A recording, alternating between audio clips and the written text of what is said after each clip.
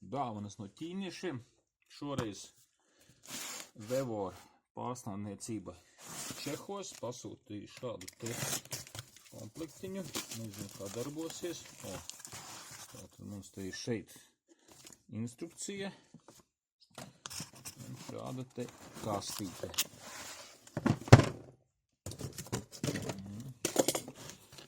Kastīte mums ir smuka, zolīda. Opā.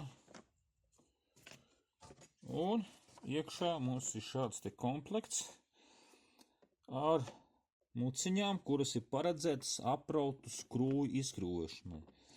Nu, redzēsim, kāda kvalitāte.